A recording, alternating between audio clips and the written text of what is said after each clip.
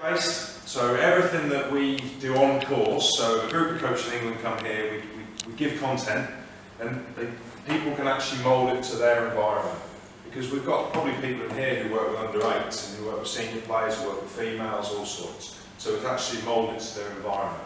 And what we then do, and there's a bit of mileage involved, we go out and visit. So I spend a lot of time in my car, or I did, I'm on the bike now, and I go and visit clubs and coaches and work with them and their players. So I worked with the team this morning, Pat, and I was there for like 14 to 15.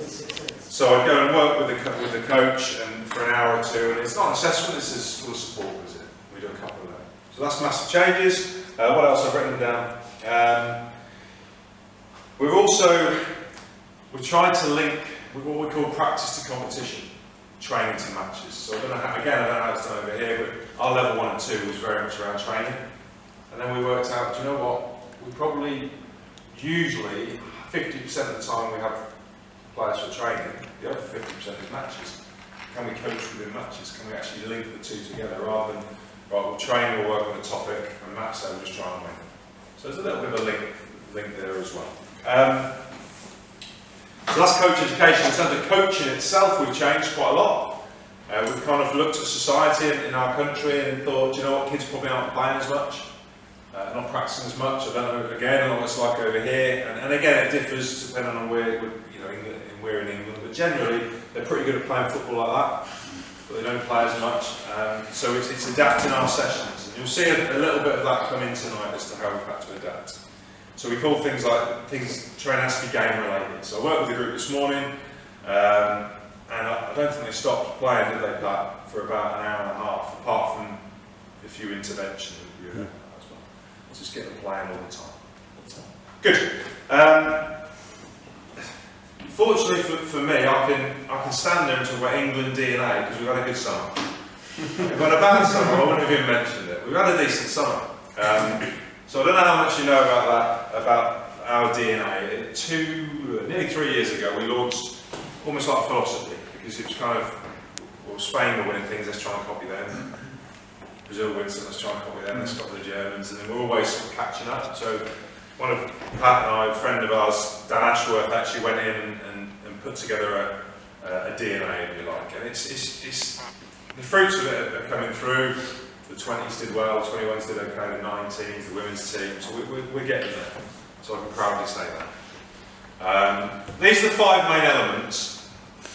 I don't know if you've seen it before, but I'll just quickly go through them. So the who we are is kind of, and I think Pat's done a bit with you in terms of your club here, who you are and your identity. There's, load of history here, isn't there, in terms of home farm. So England as a nation, and who we are, what does it mean to play for England, and actually an England player now is a lot different to an England player 30 years ago, and you've got African lads coming over and they're English and this kind of thing. Then the how we play is having a kind of that identity. How do we play? Well, you can tell the Spanish team how they play, can't you? Usually the Brazilians. Actually, over the years, the English probably not. If Crouch was fit, we played long. If he wasn't, we tried to play. It just depends who was good at the time, rather than have an identity. So that's the how we play. The future England players, some of the stuff we'll talk about tonight. Actually, what do we want players to look at various age groups? Look like at various age groups. What should an under 10 look like? Technically, physically, up there, all the way through. England have, I'm sure it's the same here, the earliest they play for England is under 15s, the boys anyway. 15, 16, 17, 18, 19, 20, 21, senior. And the slogan is, the only thing that really should change is the size of the shirt. So when they first came out under 15s, they should have that kind of natural pathway. Then finally, the how we coach, and we're going to do a lot of that tonight. Different ways of coaching, and almost kind of as a nation, not being clones, but having a general way of coaching. So again, if a kid starts playing at 5 years old, the way they coach doesn't differ massively to when they're 15 to when they're 25. Then how we support, at the top level, that's your sports scientists, your video men, got one here, massive backroom staff, isn't there? For us guys, it's probably parents, school teachers, other people involved in their development. Good. So there's a little exercise so I can shut up. I'm not sure how good your eyes are, so what I'm going to leave them up there. Has anyone seen these before? Yeah, seen them before, but not many. Good, that's good. I've written them down, and basically, I've gone number 1, 2, 3, 4, 5, 6, 7, 8, 9, 10, 11, 12. So if I give you this and it says number 8, it's kind of not every word, but it's the same kind of thing. And all I'm going to do is I'm going to whiz them round. I want you to work in 2s or 3s, and spend 2 or 3 minutes discussing what you think it means, what it looks like for you. Do you do it? Could you do it? Etc. etc. So you can't get it wrong. They're what we call the fundamentals. They're ingredients. They're not recipes. So we're not saying every coaching session has to have every single hexagon. What we're saying is, can we take into consideration some of these aspects? All right. So I give you that one. So in your little groups, you have a little chat around it. When you've kicked the butt out of it, you can grab another one. There, guys.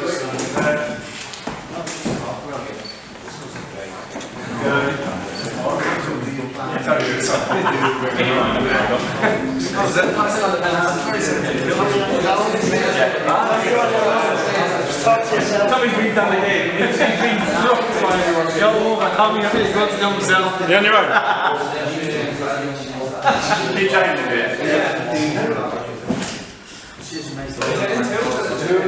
It's small groups, doesn't matter.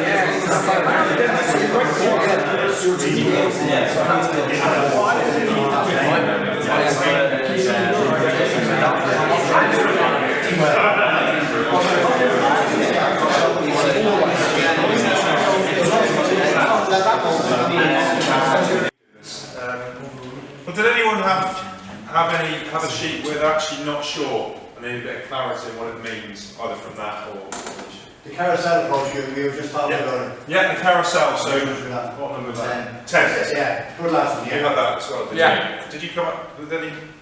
Yeah, just having a plan for your training session and going from one thing to the next thing. Really not getting lost in transition and thinking on your feet, having a plan and it's going through smoothly. To maximise playing time. And sometimes it is hard, as we all know, putting down 10 minutes before and trying to set up and you've got 10, 15 kids on top of it. But trying to get in that bit of area and now we're going from A to B, C to D and then the session's done. No, so we were saying is that you're not flip-flopping.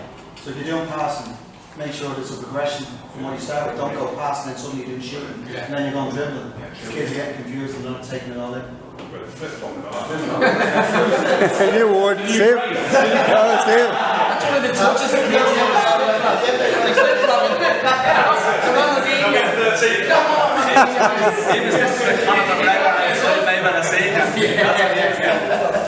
they're on the linear.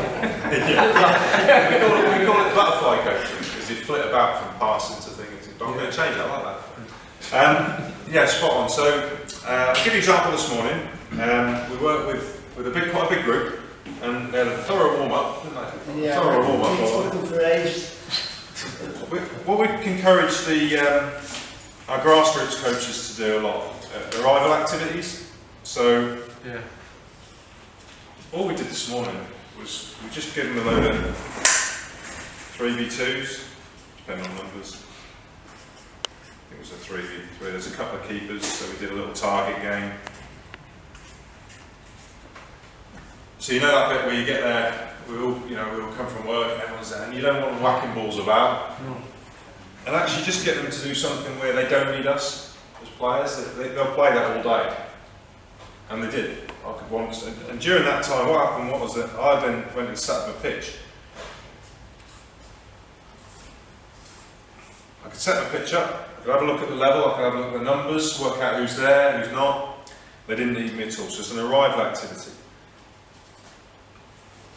And then what I did, we did this kind of mirror practice. Hope you can see that right. I'll darken it. Mirror practice, so you have the same practice going on there and there at the time.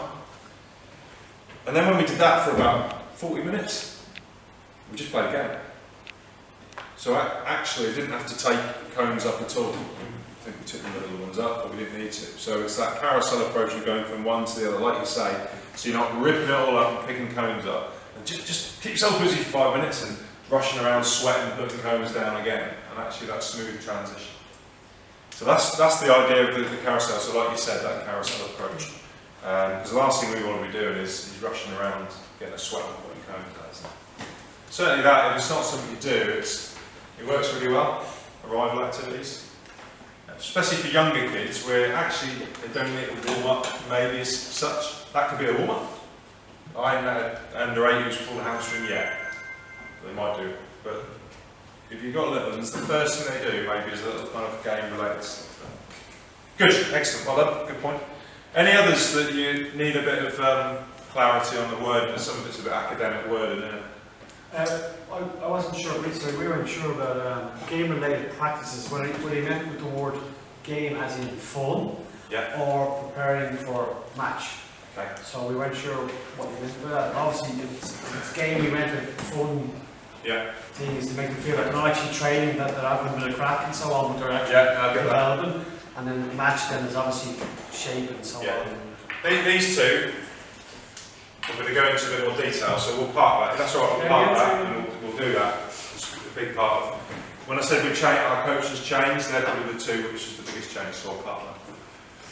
What, who got this one? Transition. What came out in your discussions around that?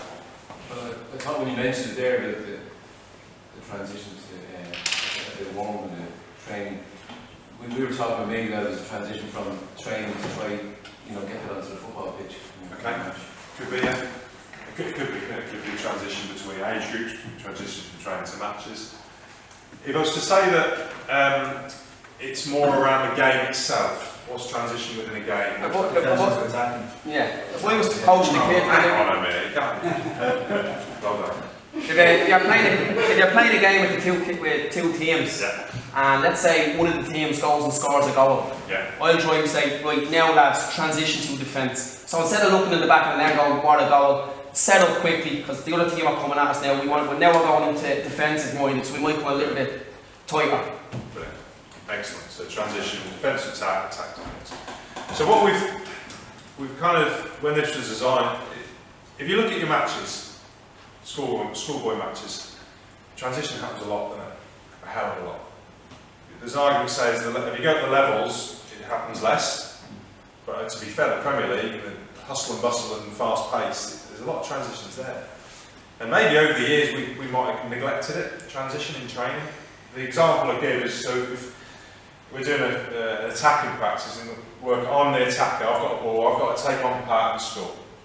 And maybe in the past, maybe we've done that. Pat tackles me, game over. Well done. Yeah, next one. So what do you want Pat to do with the ball in a game? If he wins, he Brilliant. Attack. What do you want me to do? Run back. So actually, have we neglected it in our practices for so long that it's not natural? We sometimes defend a kick out of play. Well, what do you want to do that for? We wouldn't do that in a match. Similarly today, it happened a couple of times in this practice here, the keeper saved it. And it was almost like the game was dead. Well, it's not, is it? Play on. Because what do you want your fullbacks to do? Boom, boom. Like I said. So it's having elements of transition in practices. Because otherwise we're not preparing players for the game. Because all of a sudden match day comes and there's transitions everywhere. So that's a real, again, a big change in how we've been doing things. So the practice now, I've got to take you on. If I can't get by you, you've got to try and drive over that line. I've got to try and stop it. And that's running backwards and forwards, that's the game. Good. Any others there? You've probably picked the main talking points. What about? There's the fifth one. Connection with the player before the session. Okay. Outlining the aims, the objectives, and specific targets. Yeah. You know, some of the times what will happen is you get a coach that probably won't tell you, won't tell a boy that look, this is what we're aiming for. Yeah. You bring them out and give them this 2 by 2, 3 by 3, and it's a coach that probably not, you know, he's not really motivated enough. Maybe he just doesn't want to do it. Yeah. But something like that, you know. It was an old school. Men you know how. Yeah. They reckon if you didn't tell them what you were doing and they knew what you'd do at the end, you succeeded. Yeah. Yeah. No, that's the way they used to years ago. So you were never told what you were going to do. No, that's what I'm saying. Just why I haven't done it. Yeah, I remember being told that. Yeah, don't tell them what to do. Well, if you think of teaching, I don't know if anyone's in the teaching profession, but the first thing you've got, if Ofsted come, the first thing has to be on the board is your aims and objectives. Otherwise you get down. That's one of the philosophies now they're doing with the FAI is that saying if you're going to do a game, you show them the full picture at the start and then you start to break it down so that they can understand you're doing this because we want you to do what we showed you at the start and then you build it back up again. Brilliant. We call it whole part whole, is that what they call it? Have you heard that expression, whole part whole? Anyone heard that? What's it, sorry? Whole part whole. I knew I said, we won't get outside because we've got on the tangents, but that's what, it's good. So whole part whole is a new way of maybe coaching. It's not the only way. And it comes from individual sports. So I think this is what you're referring to. So the way of coaching might be, the first thing kids do when they get there, and this will be alien to some of us, is after a warm-up they have a match. They start with a match. Well, I don't know about you, I was always used the match as a bit of a behaviour management carrot. You can have a match if you're good. I'd always give them a match. But start with a match, and that's kind of your initial assessment. They're going to teach and talk. You're working on pass and receiving tonight, and I'm going to look and I'm going to say for 10 minutes, where are they up to with pass and receiving? They're not bad. Okay, he needs a bit of work, she needs a bit of work. Then what you do is you break it down, and you coach specific parts of that. That's your session. And then you give another match, and you see, hopefully they got better at it. Simple as that. It came from swimming, and the analogy, I don't know much about swimming, is if I asked you to do the front crawl, I'd have a look at your technique, and then I'd think, well actually your arms are right, it's your legs are, so you can tell how blue I won't swim. Your legs aren't doing very well. So I'll give you a float. So that's the whole, I'll give you a float, and we work on a part of your technique. Well, that part is obviously going to be the legs. We work on that, the legs, and then after a while, take the float away and you do the technique. Kind of brought that into football. Do you think kids like that? Yeah. Some children you have to get at them. Yeah. You know, you have to let them know beforehand. Yeah. You know, young kids, because it's not up here, you know. Go on, what was that? Oh no, we were Sorry. No, we were saying, you say we do a match and then tell them where they're going wrong and they do a match again and they said they'll still do it wrong. Whose fault's that? One of the things, I don't know about you, but a lot of the questions we get over the years we were asked by kids is when are we having a match? It's lovely to turn around and say, well, nah, go on, off you go. Motivation levels are high, because kids come to training to play football. If the first thing they want to do is play football, you've got them in your pocket. But actually, we're going to break it down. However that may be, we'll break it down, and then we'll have a game again.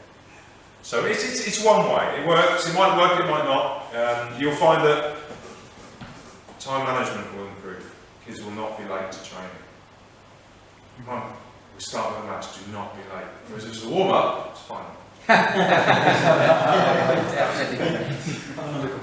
Absolutely. So I don't know if that's where you're kind of don't know what we're talking about. So this bit, and it links to what you said earlier about football's a complex game, isn't it? In possession, out of possession, transition, there's all sorts. So not trying to coach the whole game, but having objectives for the session. Not just the session, but do you remember what I said at the start? Actually linking it to match day. Wednesday night we're working on counter-attacking from deep. So we're going to do a practice on it. We're going to work on it. We're playing, okay, well, that's St Kevin's on Sunday. Big games. They're not bad, so we're going to try and win. But we're also going to work on counter-attacking from deep. That might be, because actually looking long term as well as short term, that'll improve the players. So it's having aims and objectives. Good. Last one I want to talk about before we move on is, because it gives a bit of a talking point, is this one. Who had that one? What is it? 70% ball rolling time. I was going to ask you, what does that mean? What? So anyone have an idea of aim for a minimum of 70% ball rolling time in sessions? Lots of touches of ball, all constantly in use. Okay, yeah. Touch the ball. Go on. Any? It's something I alluded to at the start about society. And do you know what about them active? Keep them active, don't have them stay free.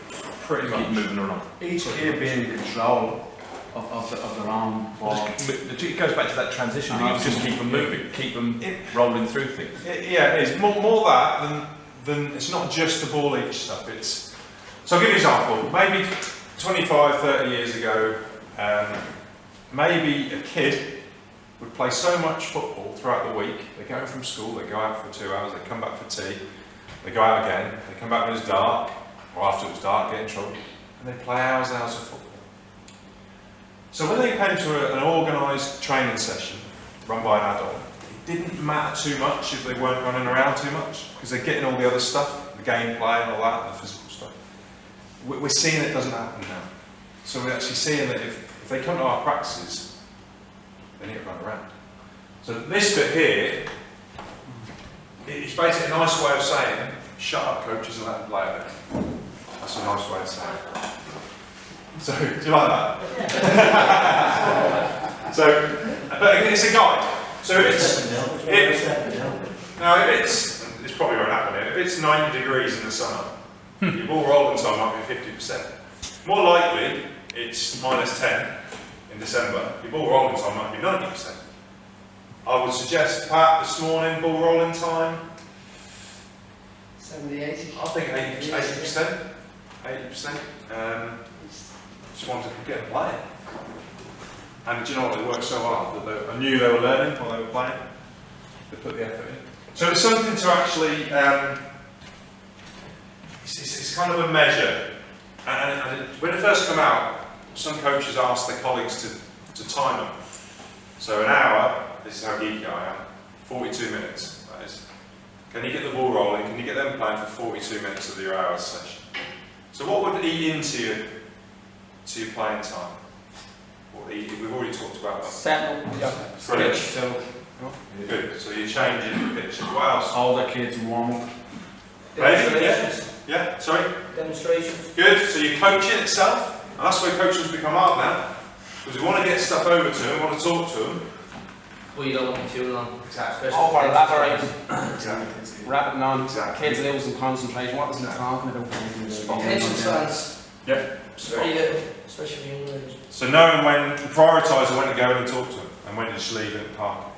So it's an interesting one. I don't know what your thoughts are about it, but this is all the way to the top. This is under 21's senior team. The ball, they need the ball. Maybe not the senior team, but certainly the youth teams. Ball rolling. It's right, it comes back to society as well, because in the old days, myself, we were always even in social circumstances, we always were made to share stuff. Nowadays, every kid's got their own iPad, every kid's got their own PlayStation, so every kid is not ball rolling now, every kid's shares their own PC, etc. Yeah. So now we're taking all that, the philosophy behind it is great, it's taking all that again and trying to go back to the hospital. Because you only got to look at other nations, and unfortunately, you bet your life the South Americans are still playing for 5-6 hours a night, and we wonder why they're technically back. I don't know. I'm not preaching, I don't want to preach. But that's where we go with things. So any others? So they, as I say, they kind of, we'll talk about the four-corner model in a bit. Maybe you think you had that at the back, the four-corner model. You might have come across that before. We'll talk about that. But they're ingredients, so like I say, we're not expected to, as coaches in England, we're not expected to tick every single one. But it gives you an idea that, you know, with your planning you can kind of gives you a bit of a basis. Good. We'll come back to them later. Very, very quickly. So we talked about this. This is how we coach now. You've got in possession, out of possession, transition. We don't call it attacking defending because we just think that defending's not cool. People hate defending. They probably learn to hate out of possession as well. But for the moment, it's new. So you've either got the ball, you aim, or it's that split few seconds. And then we've got what we call the principles of play, which I'm sure you're familiar with, but we've changed them a bit. And we worked with the lads this morning, they were fantastic. So the first principle of attack is to penetrate the opposition. Can you play forward? So we talked to them, didn't we, about maybe playing over them, playing through them, playing round them, driving the ball, combining, all those technical components on the right hand side. So we try and get coaches, even at level 1, first time they're in the game, is coaching to those principles. So if a 5-year-old starts playing football, well, you might not call it penetration, you call it try and play forward. By the time they're 15, they'll almost have them tattooed on their brain. Principles of attack. Principles of defending, can we get a press on? Brilliant. If we can't, can we slow him down, delay him? What's happening behind me? Compactness, cover, support. This one's come into the new coach end because of the nature of the game, control and restraint. What would your understanding of that be? Yeah. We call it trying to win the ball cleanly. In other words, trying to pick someone's pocket, anticipate, step in, and start an attack, rather than Tony Adams, Stuart Pearce, cool, take it, because you can't do it now, and it will be worse in 10 years' time. So we're trying to get a bit more controlled. I suppose the Italians have done it for years, haven't they? They're masters of defence. Good. And then we usually spend half an hour trying to work out why nobody's put tackling on there. Because surely there is room for tackling, but we won't do that tonight. Okay, good.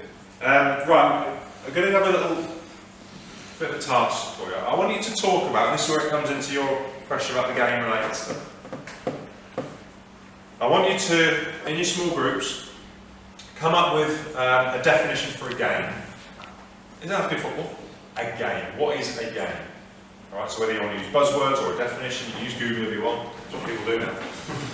You've got 2 minutes. What is a game? Where you go?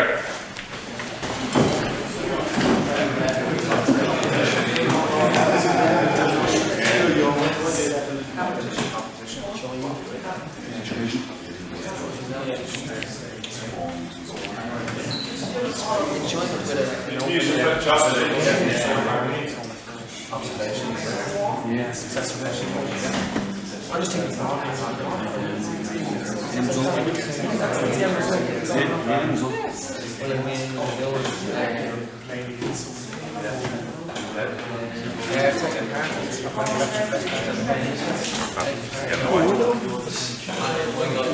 don't have to be a sentence. We can do buzzwords in a minute, and then we've got a definition.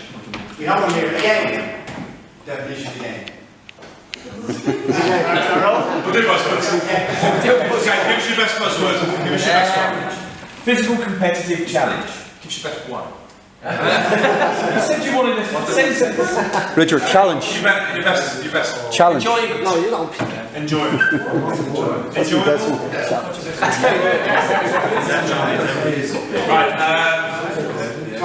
Hang on. I'm losing it, Pat. I'm losing it. They're rowdy bunch. Guys there, do you work as a pair? Yeah. Do you like them? Alright, I like it. Love me board. Best one back?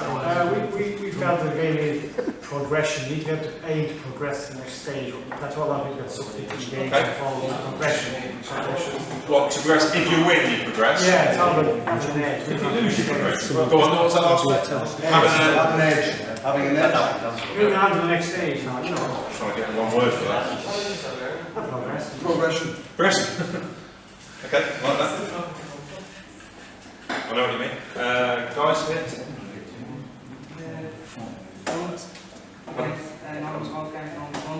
Fun, good. Brilliant. Getting harder now. Next one, best one. Okay. You got some good ones in the bank. Social. I like it. Any others? Yeah, Hang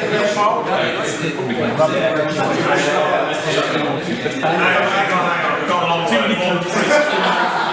Three syllables. What's that mean? You don't want to go to nations now. Here is a lot of information now. Spell that one. What's the word? Integration. Oh. Integration. There you go. Any others? Winner. Right. A winner. It's got to be a winner. Like that. I'll tell you why in a minute. Mind management. Mind management. Stimulation. Stimulation. Players coming out again. Getting too complicated now.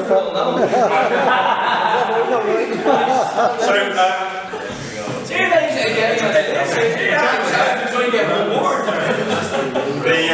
there's our definition. Wait to be on the training pitch, lads. There's our definition. So all of this is right. So form of structured play, competitive activity or sport, played according to agreed rules. The rules is probably the one we didn't say. That's exactly what we meant. Is it what you meant? Yeah, free football, no rules. But what I want you to do now is, again, as a 2 or a 3, so you want to split you guys and split into 2 twos. I want you to play a game. So you've got to be creative. You've got to think back to your childhood. If you've got a pen, you might be able to use it. You've got points in your pocket. No bullying. No bullying. You've got 2 minutes to play a game. Have you got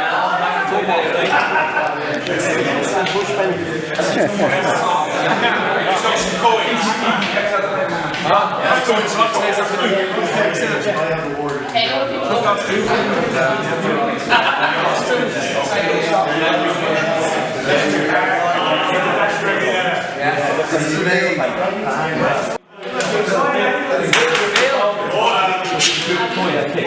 Right, people lose their weight very quickly. You're having too much fun.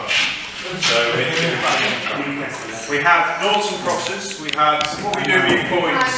Hangman. Push penny. Push penny. What do you have here? Spoof. Spoof. Well, what tell us what you play spoof? Get your money out and show you how to play. Come here with your coins. Bring the sterling coins. Not bring this down, that's worthless. Were you playing knuckles or rock, paper, scissors? Anything on the middle table different? Takes a lot. Yeah. So have a little think about the game you played now. What were the rules? Well, the rules were quite simple, weren't they? Yeah. I probably do know how to play spoof when you see it, when you do it, because you remember them. And the rules for yours is, do you go on 3 or after 3? They're simple, aren't they? So think about your football now and you're coaching with your kids. We need to keep rules simple. Simple rules. Was there a scoring system? Probably a simple one. So and the games are short, weren't they? So if you lost rock, paper, scissors, you play again. If you lost that, you play again. So what else have we got here? Limited space. Didn't need a lot of equipment. How many players you need? 2. Some of the games you can play with 1. I was playing Kirby. Do you remember Kirby the other day? With my stepdaughter. And I said, well, you can play on your own. You can practice on your own. You have to be good. Get good there, because if you don't get it, you have to give it a trace of ball. So you have to hit the curve, it comes back. If it comes back, you catch, you get 2 points. So little games like that, actually, that you can play with, on your own or with a few of you. The bottom one's the key, and it's why we're bringing it into coaching. Because we're thinking about motivation for young players. Was it fun, challenging, engaging? Well, your body language suggested it was. And you're adults, some of you, grown-ups, some of you. So would you play again? Yeah, you probably would. So think of the kids now, the motivation for playing. So we're getting away from drills a little bit. More game related. Can there be a winner, can there be a loser? We've been slaughtered for years saying for bringing non-competitive football at a young age. Now we're going the other way. Everything's got to be a winner and a loser. But guess what? If you lose them, man, have another go. So in terms of game-related stuff and using games and training, that's what we're talking about. Can you make everything a game? So the practice earlier was a game. Because we basically had a back 3, the goalkeeper, We have a screening midfielder, we have a load of bodies, a front two, a couple of midfielders. So the zeros had to try and score, and then same thing happened there as well. They had to try and score, but the X's had to try and drive into there, or pass into one of their mates when they score. So you keep scoring. How long did they play it for, guys? Probably 40 minutes? Easily, yeah. Easy, isn't it? Yeah. And not once did their motivations drop, because it was a game. So thinking about that, this stuff here was a game. Stop the ball on the line. Played for about 10 minutes. So just thinking about it, see all the stuff you do, is it a game? Is it kind of a winner or a loser? Does that make sense? Ish. Good. Okay, last bit before I shut up again. So let's take it further, and this is more to do with the game-related stuff now. What would you say an invasion game is? What makes something an invasion game? Getting better of the team. I'll come back to you. Go on. Getting better of the other team. Getting better of the other team, yeah. So it's a team, usually a team sport. Go on. Territory, yeah. So you're trying to get into the opposition's territory. Yeah. And try and defeat them. And at the same time, defend your own. Brilliant. Protect your what yours. So invasion games over here. What invasion games do you play here? Quite a few of them. I mean, top sports.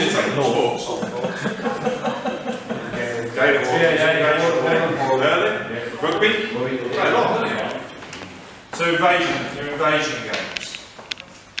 So you think of the Spanish who did so well for years. The other sports they play are basketball, invasion game, handball, invasion game, and futsal, which is very similar to football. So all invasion games. We play cricket over in our place, not invasion games. The skills aren't transferable. We like fishing as well, it certainly isn't.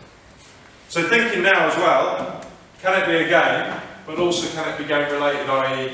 defending a territory, attacking the opponent's territory. So that's where we're going with things now. It's a bit of a whistle-stop tour of our new level 1.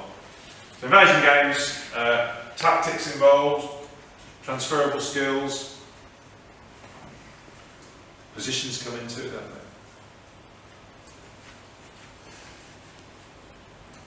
So it's all, you see how it's all kind of linking together? So you've got your in possession, out of possession, transition, invasion games. Try and play with a goal at each end, so everything's transferable. That's our kind of very wordy definition of a game-related practice. So realistic activity, something that would happen on match day. Would it happen on match day? If it wouldn't, what's the point of doing it? So would it happen? Which fits with England DNA, realistic and relevant to the players' format of the game. So this today, I said to Pat, the lads, what formation do they play? Well, one team plays a back three, one plays a back four, fine. So we played a back three. You play two up top, yeah, we'll do that. So we link it to the format of the game. If I was working with Litlands, you play 7-a-side, you probably have a back two. So everything's linked, everything's transferable, you're not just chucking a load of bodies on the pitch. It should involve constraints, conditions, we'll talk about that another time. And enable the principles of play to be coached within it. So what we did this morning, we had 20 minutes attacking principles. Play forward if you can. Create space. Move. Support. Be creative. It's all kind of linking together. And guess what? If you do all that, you're naturally going to get 70% ball rolling. That's the game. Okay. A couple more bits, and then I'm going to ask you to do a bit of planning. Pat's asked me to talk a little bit about this. It's a very simple model. I don't know if it's something you've seen. I think it was one of the fundamentals actually. Plan, do, review. I would suggest, again, I'm generalising, but we quite like that, don't we? Planning. We like the planning sessions, don't we? Sort of stuff we do with plan. And we like the doing. But maybe, and it's only a maybe in the past, if this bit's gone wrong, we just go, oh, that's crap, I'm not doing that again. Excuse my language. Rather than saying, well, actually, why did it go wrong? Reviewing it thoroughly. What can I do? Well, they want enough space, too many bodies, or this or that, it was a bubble.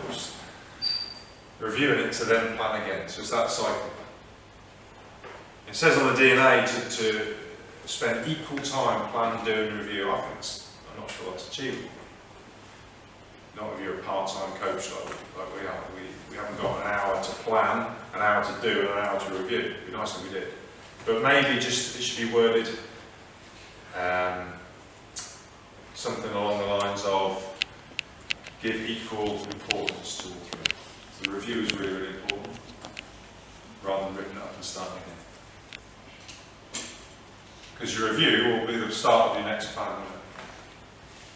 Our old level 1 was we had 14 games. They come on a course. You guys come on a course and we give you 14 games. And you learn by heart and you deliver them. And when the trouble is you go away, and then you get through all 14, run out and think, well, what now? And then just revert to the norm. What we're doing now in level 1s and 2s is giving you the skills to develop your own games. And actually you have a go at the game, you review it and say, I'm going to try again. And I'm going to kick it on a bit further. And I'm going to get 3 or 4 weeks work out of one game. And that links into not flip-flopping, doesn't it?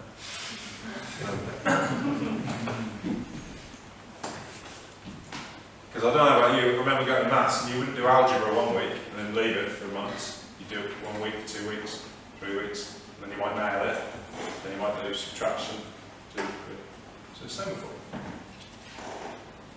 And so we like at the top, both training sessions and match days should be planned. Do we plan match days? Of course we plan to win, do we plan them? I don't know. I never used to. What's the theme of today?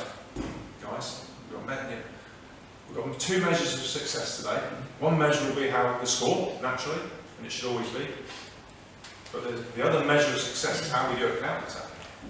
So after the game, we drew 2-2, well done. How did we get on a counter-attack? And then we review it, and that starts our planning for the next session. Well, actually, we defended far too deep. We can then get out. So we need to talk about it.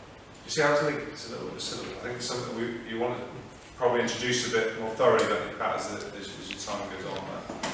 So just on that as well, we've done together with our team was that we'd set targets within our game. So we'd say, right, I want 6 shots on target at half time. If we didn't achieve it, why didn't we achieve it? Brilliant. Was it because we were too deep? Or we not creative enough? And then we go back and review it. Fantastic. It's a spot, that's what we're going to get. Spot. So it's another measure of success, isn't it? Measuring that success. Brilliant. Good. That's already in place. What else have we got? Have you seen the 4-corner model? It's the last bit for me, I'm going to show you. Have you seen this model or not?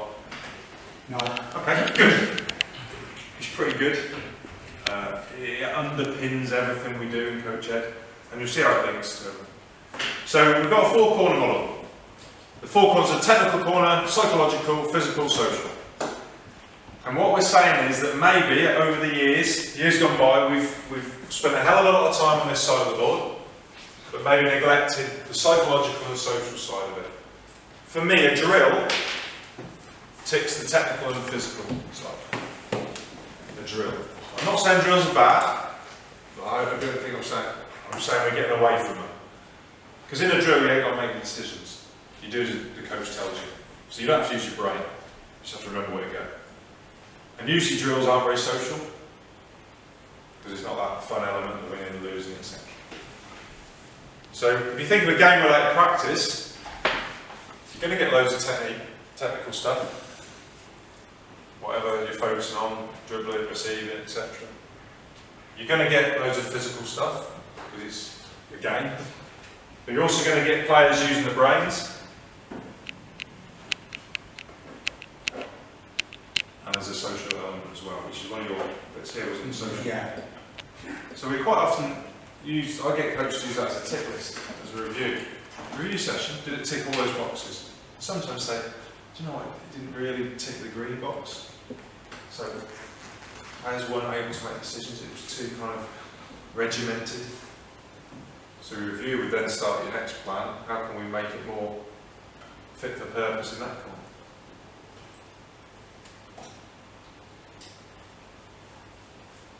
It's been aimed at us as English players is that we're technically good, but we're awful decision makers. And I'll probably go along with that.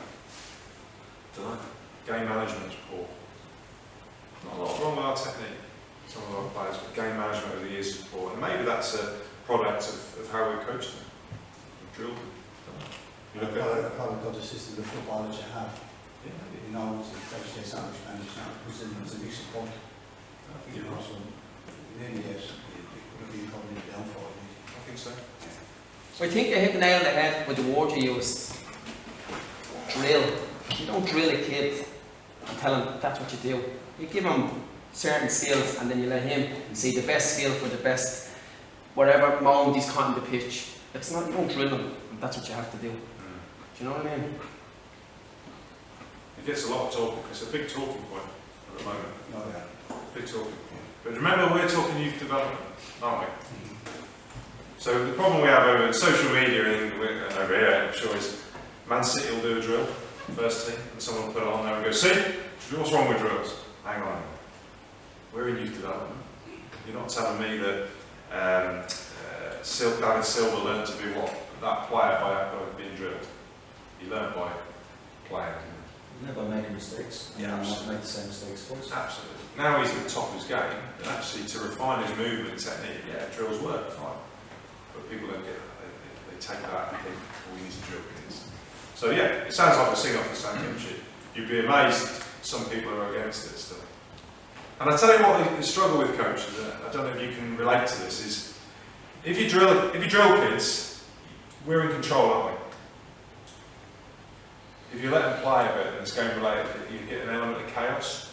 And coaches find that hard. I don't know how you find it. They find it hard, and if you've lost control, and it's like, what can mums and dads think of a session? Because it's kind of a bit mayhem. So you might see one practice on one side of the pitch where everything's straight and linear and neat and tidy. The mums and dads might think that's brilliant. There's no learning taking place. You might look messy on that side. There's loads of learning. So it's just being brave. Can you relate to that a little bit? Yeah, a little bit. Embrace the chaos for yourself. But some find it hard.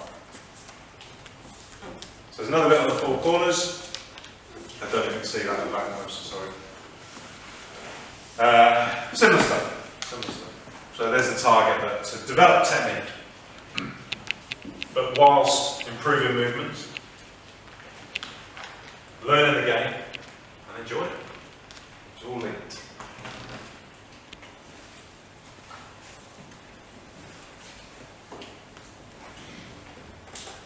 Exactly the same model. Have you ever done insights, have you? Insights, have you ever done insights? So insights based on yourself. Okay. So it's exactly the same model. So same for colours. I have to take from you. Hey, one minute, I didn't do this. Hang on, he's got 4 cornerboard trainers on. So the yellow, so the yellow is someone who's formed or gone. The red is the business or yourself is usually someone who's a director or a bit of a leader. The green can be outgoing at times, but can be a bit of a thinker as well. Wants to be introvert and a bit of an extrovert as well. And then this comes down to someone who's quite dark, who's wants all the small details, who wants to know everything about what to do in training, etc., etc.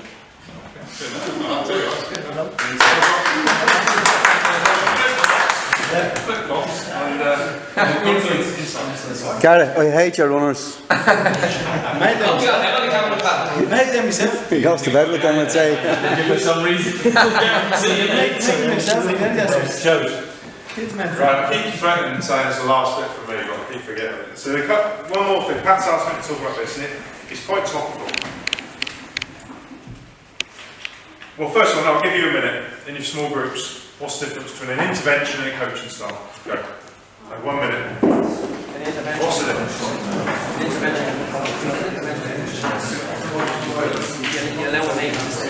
Between an intervention and a coaching style was?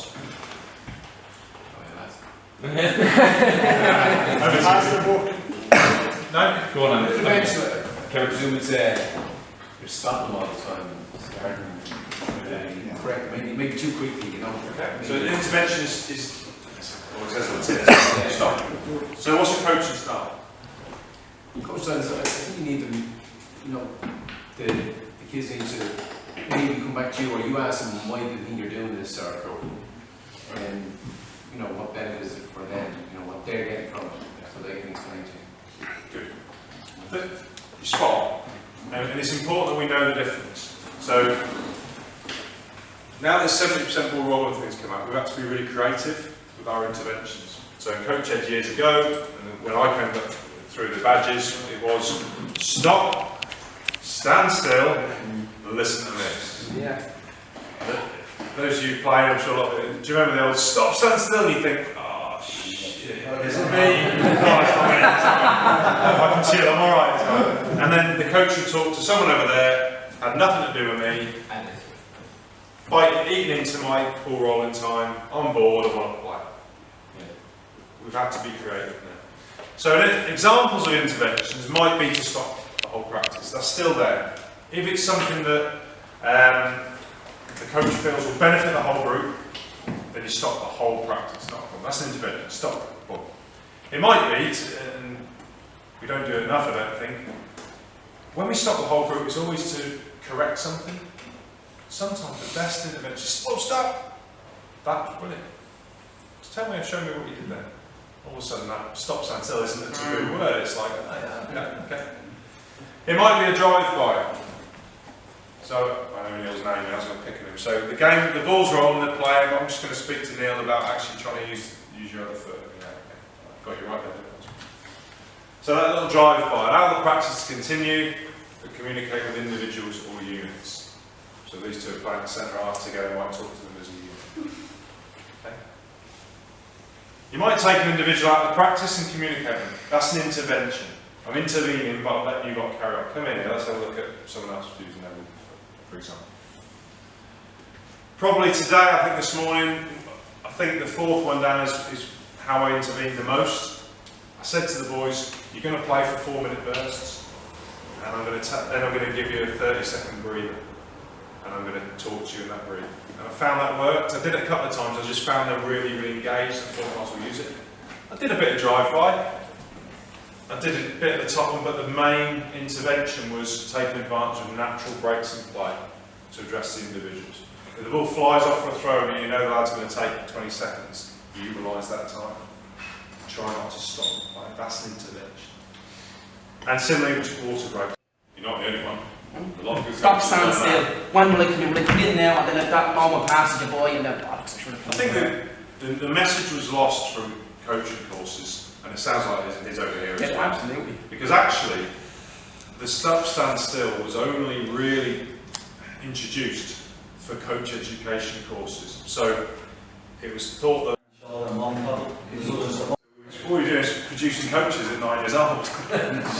Well, you've got to do it. The lad this morning who was answering the questions, to be fair, he then went on the pitch and did it. Because at first I thought, he knows all the answers, but can he play? And he did it right. Good. Okay. I just want to, I've chucked loads of stuff at you. Some you'd have known, some maybe some new content. I just want you to spend 10 or 15 minutes planning a session together.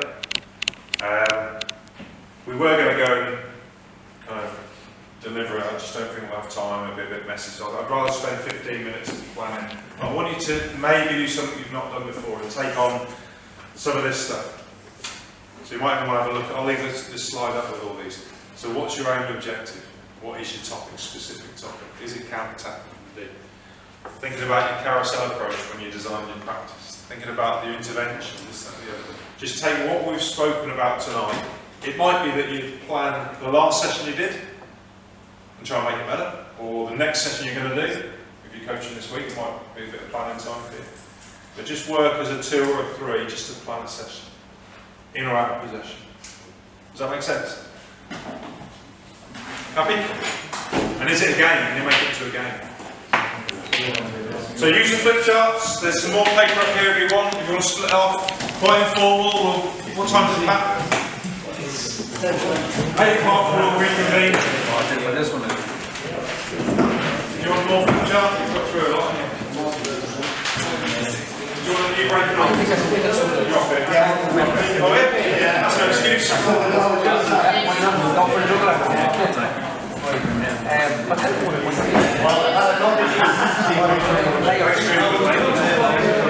Penetrating.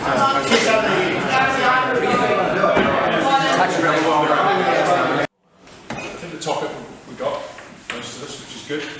The topics are funny on this. Sometimes it's, depending on the age group and the ability, you might have to delve a bit deeper into your topic. So if I look around to dribbling, dribbling's good, but actually then, depending on your players, it might be dribbling in and around the penalty area.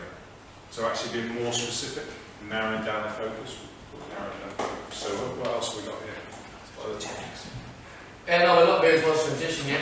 Okay, so transition is the topic? Yeah. Yeah, good. So you might actually narrow that down by focusing either on defence to attack or the other way around. What else have we got? What topic do you have, guys? Transition. Okay. Theirs was sort of transition. Transition. Hold the ball. No, hold the ball. Quick press. Hang on, guys, sorry. Hold the ball and then quick press when you lose it. So it's, Okay, alright, okay, yeah, good. So then it's, as you go to the age group, it's maybe being more specific as to where on the pitch. Maybe. So passing and receiving, that's the topic, or it might be combination playing the final third. Or passing out from the back. Did you have playing out from the back? Did you have those? No, we've all got sport. Okay.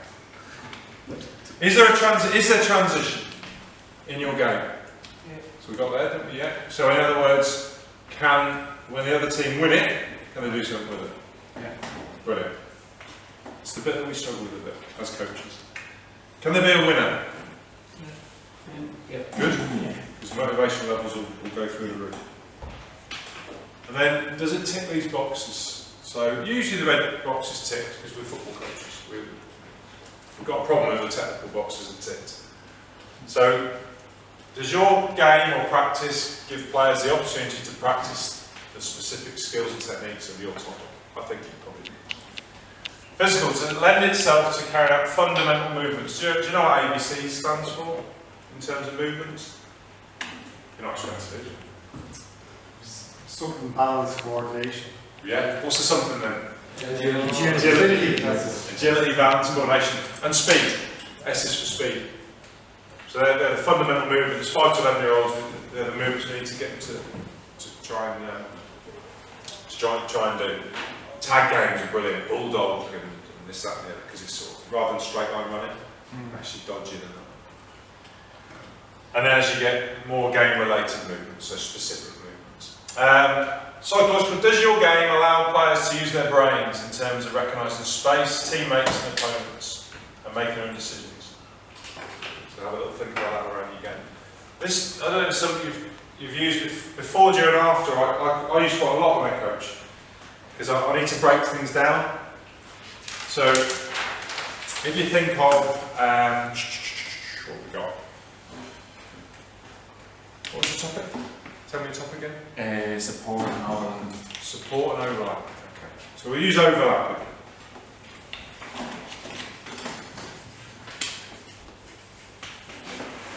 There's a lot to it, isn't there, overlap? There's a lot to every technique or topic. So what we could do is actually break it down to before, during, and after. So before the player actually overlaps, what have we got to think about and do? What have I got to think? You've got the ball and I'm going to overlap you. What have I got to think? How can you help me as a player? What do I need to think about? Where to make it more. Okay, good. Where to make it run. So what takes that? Sorry. When to make. When to make it brilliant. So where and when. You got to lose your marker as well. Yeah, your movement, so actually your physical movement. So you're looking at not the technique side of it, but actually off before, you're not even on the ball. So before, recognising space, recognising what you're going to do with it. If your touch is inside, that'll open up for me to overlap. If your touch is outside, I'll just have to support from behind. So there's a hell of a lot to, it's not just the overlap, there's a lot before. The overlap itself, how fast, where. Okay, so how, Normally you'd have to communicate it because you're running blind side to the player in possession. There's no point doing it if he doesn't know about it. absolutely. Because he might use it or he might not use it. But if he knows you're there, you might fake and go inside. So there's all sorts going on. When you actually overlapped, it's happened, the overlap's happened, what then?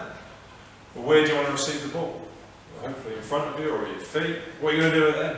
So it's breaking that down. So there's a hell of a lot of, whatever your topic is, there's a lot to it.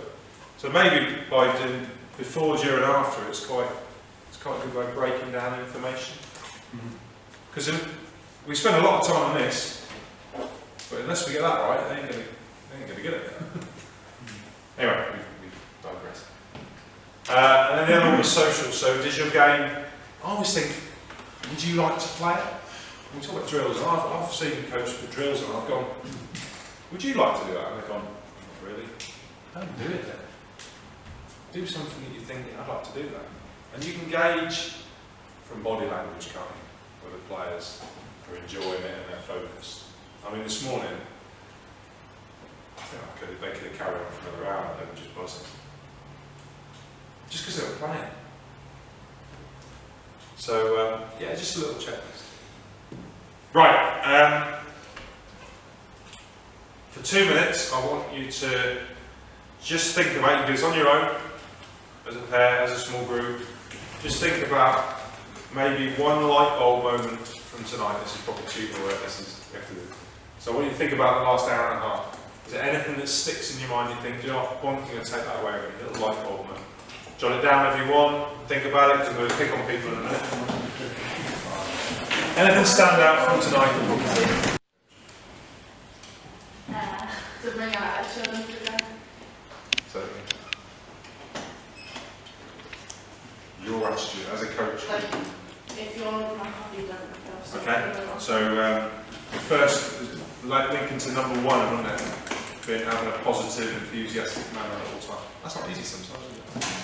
We've got a bad day on it. So coaching manner. I think just our mood reflects on players, doesn't it? Good. Guys. I say the whole part of it, also. Normally we bring to the whole part of it, but not the whole of it. Yeah, that makes sense. A dead time, that's a good idea. Yeah, I don't think it has to be equal time. You know, you've got now 20, 20, 20. Your whole might be 5 minutes at the start. Yeah. Try it. Let them make all the mistakes first, and do a little bit of a guide and What this gives you is, although you know your players, the first hole gives you like I say, gives you an idea of where they're at. You can sometimes we plan stuff and then we do it. Actually, they can do this. It's not stretching them, or it's too hard for them. So it's gauging where they're at. It works quite well. It's one way of doing it. Good. Guys in the middle. Ball. How long you have to have the ball for? Ball rolling. Yeah. What was it? What percentage? 10%. So just being mindful of that as coaches and sort of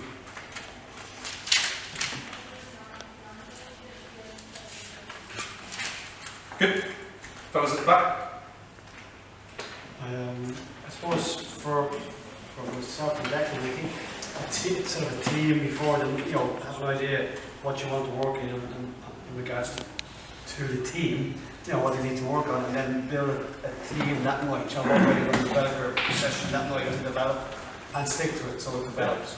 So aims, I don't word that. Aims Aims and and objectives, something like that. It's having a focus.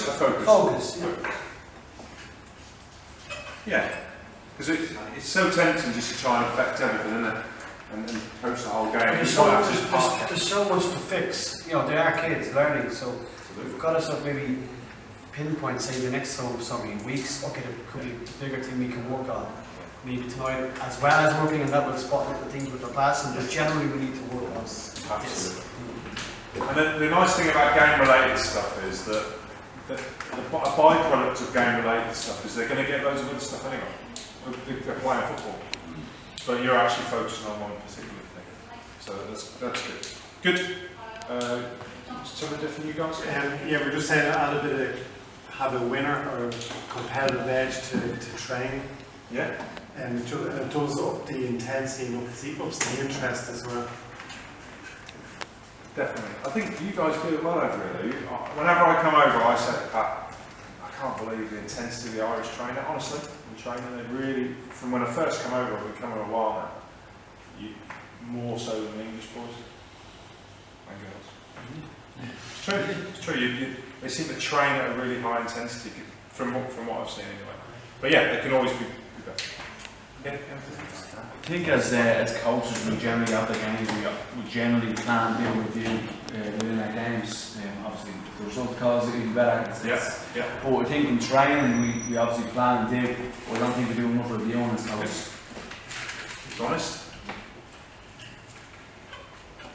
So probably to make more time for ourselves to review. It's hard, isn't it? Yeah. So it's this side of it from the training. You might even feedback from players is always good with this. I don't know how good we are at that. It sometimes hurts. What do you think of the session? Why is it crap? But by asking players, it's a good way to review. Otherwise, it's just you reviewing it. If you work with a coach. So on the level 1 now, they have a lot of reviewing to do. And after the session, they're asked to go away and reflect. So you'll be coached as a group of 3, and you'll self-reflect. Then you'll go and sit over lunch with this group who played in this session, and they'll give you some feedback, and then I'll give you some feedback. So all of a sudden your review's made up of self-reflection, peer reflection, and tutor reflection, which is probably a bit overkill. But by then, you've got a good idea what you're going to do next time. Good. Anything else? Anyone want to pick out? It's maybe game. I might put down game and capitals, just probably sessions to have fun in them, or just to be. So the game stuff. Game, and then on a personal level, just you touched on coaching style. Like I can come across, and I know I do, maybe slightly aggressive. So I don't want to be an aggressive coach with kids. Like I want to have a good coaching style. Yeah. So I don't want to give the kids the answers. I want to tease it out of them, and don't want to be that, you know, the one in the ad where your man is standing on the sideline screaming at the kids. It's well done, but what could you have done better? I want a positive coaching style. That's good. The bit about teasing it out of them, patience is the. They know the answers anyway. Yeah. Most of them. Yeah, that's good. Or like when you ask them, you know, after a match, what do you think we could have done? And some of them will just say something stupid like, we passed the ball better. Do you know what I mean? No, think about what could we have done better. You know?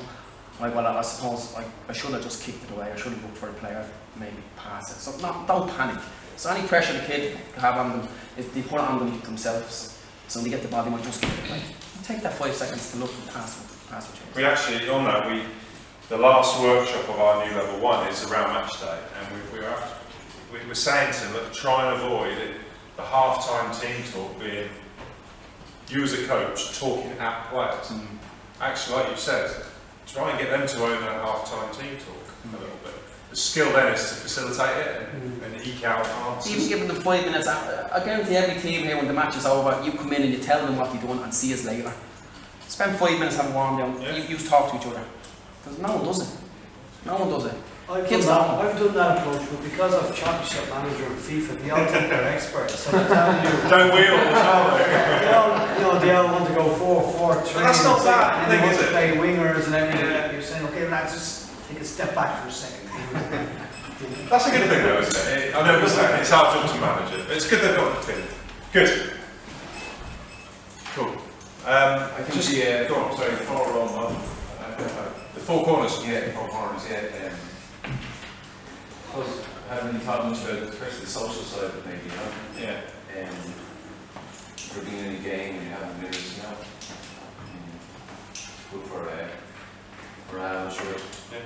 The guy called Pete Sturgis. Anyone who's on Twitter and whatnot, he's a bit of a Yoda character in England around youth development. He's very, very good.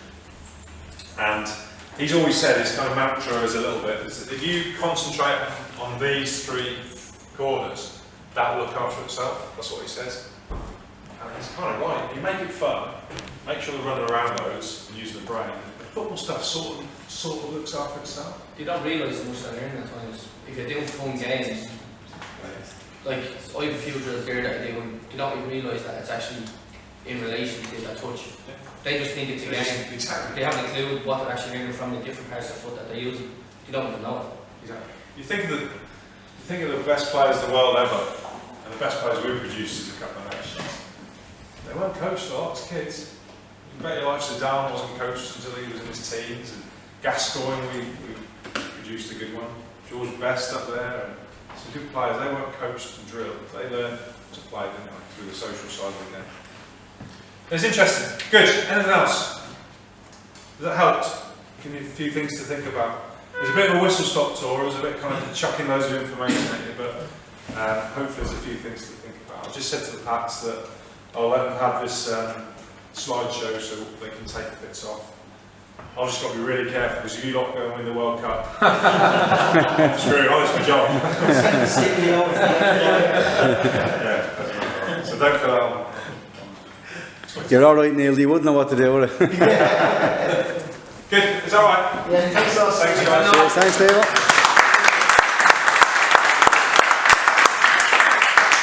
You take stuff from it. Steve said a lot of information. Some of it goes in, some of it doesn't. Something will happen in a week or two and you'll say, whoa, that's it. And you get those little light bulb moments, those little Moses, that's what you meant by that. And that'll happen, that's great, that's brilliant. So thanks for coming and I hope you really enjoyed it. Thank you. Come on, Pat.